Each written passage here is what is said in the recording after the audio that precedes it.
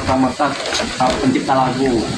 Semua ciptaan itu kalau bermanfaat bagi masyarakat, bagi dunia, kemudian dianggap sebagai inovasi baru, itulah ciptaan yang kemudian dilindungi oleh hak cipta, undang-undang cipta ya. Nah, terkait dengan ciptaan lagu, ya lagu juga hasil ciptaan manusia kan. Itu kan penciptanya juga kan berupaya bikin lagu kan.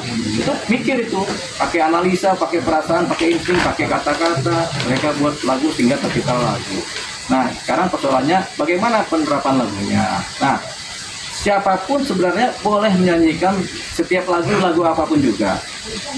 Siapapun boleh, tanpa perlu kena undang-undang hak cipta. Dengan syarat lagu-lagu ini kemudian tidak dikomersilkan gitu, atau tidak kemudian diperdagangkan, atau kemudian dinyanyikan dengan harapan mendapatkan uang begitu ya.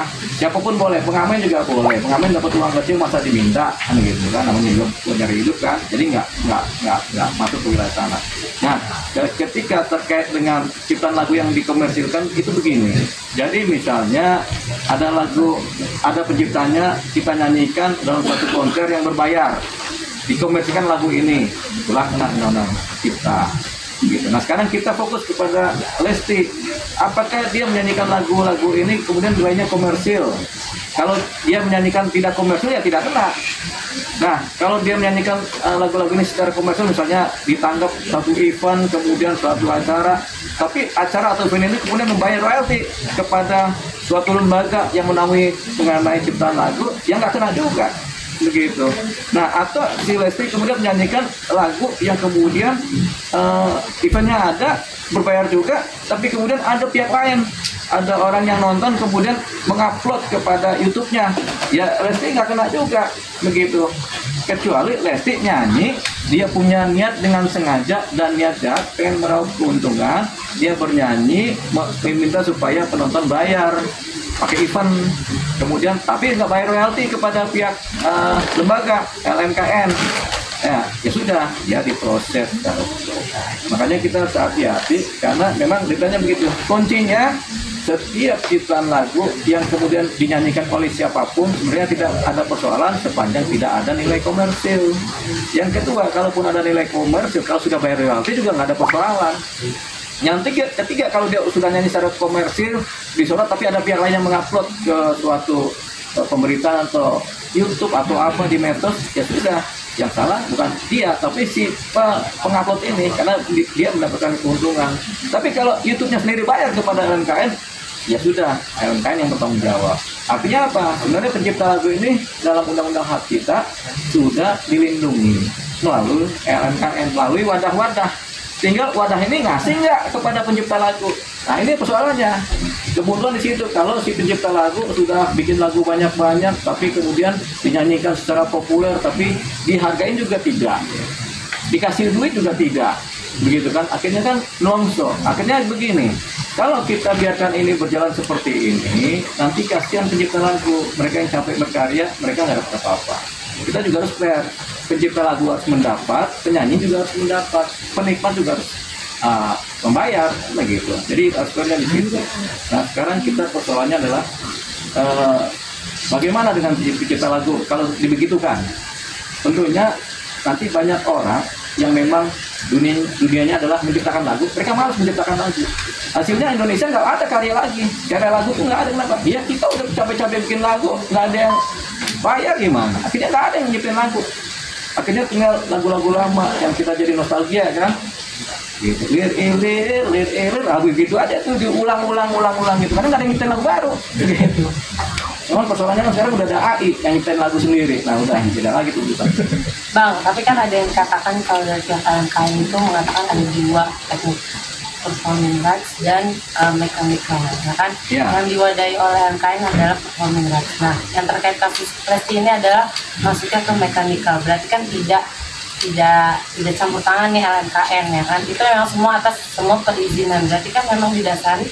Kira-kira di sini Lesti bersalah nggak, Bang? Karena kan dia tidak izin, semua kan didasari dengan perizinan. Ya, nanti kita lihat fondasinya ya. Apa fondasinya? Fondasi hukum. Kalau LMKN bilang, oh kami cuma bertanggung jawab di A, duitnya dia terima tapi A doang. Sebenarnya dia punya duit kelebihan kan, dia mengcounter B gimana caranya. Itu tanggung jawabnya LMKN, bukan disuruh pencipta suruh kerja sendiri, penyanyi suruh berantem kan begitu. Ini nggak bagus. Kondusivitas dari ciptaan lagu, pencipta dan penyanyi menjadi nggak bagus. Sebenarnya ini harus ditengahin oleh LMKN. Kalau mereka bilang, oh kami nggak bertanggung jawab dengan mekanika, ya nggak gitu. Mereka harus bertanggung jawab terhadap semua persoalan-persoalan ciptaan lagu dan persoalan-persoalan yang menyanyikan. Mereka harus bertanggung jawab. Gitu. Jadi ini ada bolongnya di situ, di mana mereka tidak bertanggung jawab. Enak di dia, nggak enak di yang lain kan gitu. Jadi itu persoalannya. Nah, makanya ini kita akan kejar ke LMKN sebenarnya. Bagaimana sih mekanisme? Kalau memang masih bolong di situ, kita bikin undang-undang baru untuk mengatasi ini. Gitu. Berarti ada perbaikan terhadap undang-undang hak cipta khusus mengenai ciptaan lagu dan bagaimana dinyanyikannya. Berarti kesimpulannya menurut abang kira-kira memang Lesti itu salah, masuk kategori salah, atau tidak kan semua itu memang harus perizinan walaupun dalam teknik performing arts atau mekanikal. Ya, ketika kita bicara mekanikal, berarti kita bicara detail kan. Namanya mekanik kan detail, apakah murnya yang salah, apakah obengnya nggak ada, apakah ikatan tali kawatnya yang belum sempurna, namanya mekanik kan, bisa banyak persoalan, itu harus didetailkan. Dan siapa yang mengerjakan ini? Nggak ada lembaga lain selain lembaga penyidikan. Mereka yang menganalisa ini dengan keterangan-keterangan ahli, kan jadi ahli. Kalau memang ada undang-undang yang masih kurang, mereka harus perbaiki. Kalau memang ternyata Lesti salah, ya salah, gitu. Karena apa ya? Karena masih ada yang begini-begini. Tapi kalau memang ternyata yang mekanik ini nggak begitu salah amat atau nggak salah, itu juga berarti lolos, gitu. Cuman kita nggak usah sampai ke pemeriksaan mekanik, karena itu berbiaya mahal. Mekanikal kan? Ya udah kita aja udah berdamai dulu dari hati ke hati, kita bicarakan mana baiknya, mana buruknya, mana jalan tengahnya, mana yang menguntungkan para pihak. Itu dulu. Makanya kita akan sarankan kedua belah pihak udahlah ngobrol berdamai, ngomongin itu lagu. Siapa tahu Lesti punya banyak inspirasi tema-tema lagu yang dibikinkan oleh Bang Yoni kan. Jadi itu malah tambah top dua-duanya kan begitu, siapa tahu. Ketika LMKN mau memfasilitasi untuk mediasi, oh ya, nanti kita lihat, kita cuma bisa menyarankan kedua-duanya mediasi sesuai dengan saran dari LMKN. Tapi LMKN ini harusnya nggak cuma memberi saran, tapi mereka bertanggung jawab dan wajib memediasikan. Bang, mantan itu gimana Bang? Siapa yang boikot? Oh, lagu-lagunya si Joni diboikot. Ya jangan gitu juga, gitu. Jadi orang udah ciptain lagu capek-capek diboikot hanya karena tersinggung atau itu berlebihan. Kita catat siapapun yang memboikot terhadap lagu-lagu orang kita itu namanya berlebihan. Dan setiap yang berlebihan nggak bagus. Boikot-memboikot itu nggak bagus. Kita kalau lagi ngobrol sama orang di boikot itu nggak bagus juga. Ada kan pernah orang diblokir chatting-chattingnya kan, di WA kan, sakit hati. Gitu. Tapi itu kan nggak ada hukumnya. Yang ini ada hukumnya kan begitu. Nah, apalagi ciptaan karya cipta gitu. Bang, kan dari kembar pertama harusnya Yoni Doris itu nggak menyalahkan penyanyinya. Ya, jadi di sini kan konteksnya industri musik Indonesia. Siapa sih yang harusnya tanggung jawab atas perizinan lagu, apakah penyanyinya atau label atau event koordinatornya gitu? Jadi gini, kita bicara sama Pak Yoni Doris sebagai pencipta lagu. Kita harus memahami juga beliau pencipta lagu itu secara internal ya, kepribadian ya atau jiwanya. Belum tentu beliau memahami secara lengkap undang-undang cipta. Belum tentu juga penyanyi Lesti Kejora juga memahami secara lengkap mengenai undang-undang cipta, mengenai konstelasi yang pas mengenai lagu dan ciptanya dan bagaimana menyanyikannya belum tentu paham. Jadi mungkin saja dua-duanya tidak paham, sehingga mereka tahu jalur yang paling bagus untuk membuat ini paham kan hanya jalur penegakan hukum. Jalur lain nggak akan bunyi.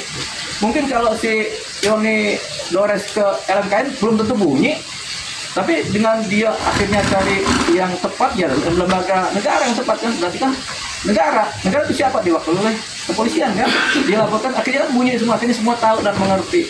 Timbul pro kontra biasa, tapi semakin pro kontra semakin dicari detail pemahaman yang benar seperti apa, sampai akhirnya oh ternyata yang benar itu seperti ini, atau ada masih ada yang kurang, mari kita perbaiki bersama. Begitu persoalannya. Tapi disebutnya ini katanya iya, salah objek. Ini poinnya adalah apa yang dilayangkan ini salah alamat ya Bang, karena seperti itu Bang. Ya namanya orang-orang cari alamat kan, kadang-kadang salah juga. Kita juga kalau dari rumah siapa nih, kita gosok ternyata bukan rumah mantan, rumah bini kita kan pusing kita. Oke. Terima kasih Bang Leo. Salah alamat ya.